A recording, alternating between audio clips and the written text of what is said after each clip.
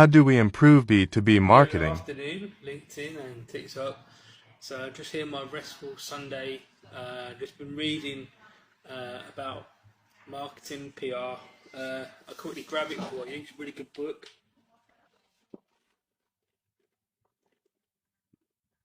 It's pretty old, but anyway, um, it really answers a lot of questions about how companies need to leverage their media.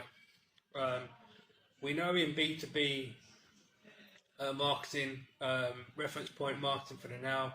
The last episode 3 days ago, um, there is a lack of creative minds in the B2B industry. The next 10 IPOs are going to be B2B companies. Now, the fundamental problem is that they're not as creative as B2C. We know this. So I think I shared one video before, but I don't think it really resonated with people. So I was going to keep on pressing hard about trying to encourage B2B marketeers how to be more creative and what they need to leverage up on. When you look at how the footprint of B2B products are, yes, they serve a solution, but how you represent that online is a different story, and that's the thing. B2B marketeers and the whole concept of throwing up a digital platform that can serve businesses and business leaders is just not well done. Okay, so you need to be able to tell a story, and the idea of podcasting and throwing yourself on, not just if you're going to do a podcast, not just talking about your particular brand, what it does. That's the wrong approach. A good point of call would be to look at other people's work, bring them in as guests, and celebrate what they've done, their successes, their career story, entrepreneurship, and that gives value to your audience, and then that gives you a sub brand then that you can push out on social media. Now, whether you choose to do paid ads or organic growth, I really recommend organic growth for starters. And then where you think you've got or find you've got leverage, rather than push content onto people, is to show up at the right time at the right place for the right piece of content. And the great thing about podcasting is you can chop it up, as Gary Vee says. I'm not a big fan of chop up because I produce so much content. I don't need to chop. My mind is that creative. But for people starting out, I get it. A podcast is great. Your blogs need to come through. It's about thought leadership end of the day, to be honest. But for the B2B companies themselves to, not to just, oh, look, we're the world's best at this. We can look at our new soft design.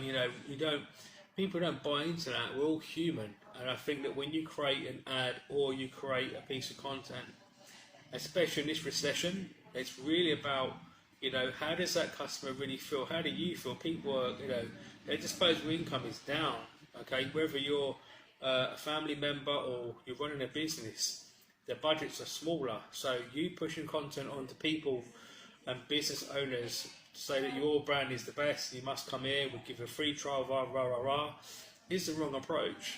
So you need to show up in an authentic way as a human. Okay, that's not always easy to do when you're talking about B2B. It can be done, and I will start with basics. So you're looking at about 10, 20, 30-second videos, original content, just like this. What's the harm in throwing up a video like this? I'm using one stand and one mobile phone. I've gone viral before on these type of videos, and it's about just talking to the consumer and being human. You might have a fantastic product, but if you're not speaking in human language, how is anyone really going to buy into your brand and your values and even purchase a product or even be a client? I think those are the really fundamental lessons that we need to learn going into the current recession, and how B2B marketers and the products show up on social media. It's so important you get this right, because at the end of the day, you might be new in the market, you might have a really good capital fund going at the moment, but I can assure you that's not going to last forever.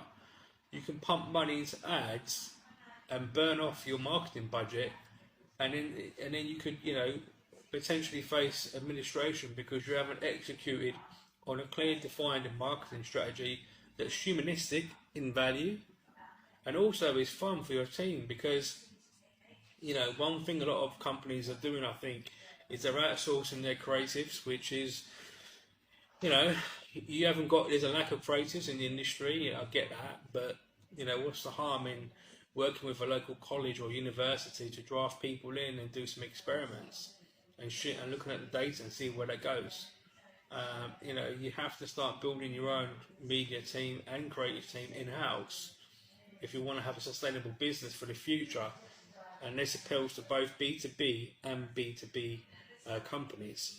So I hope you got value from this short video that I wanted to throw up, really. And I'm going to get back to relaxing. There's a market over there. I'll quickly show you.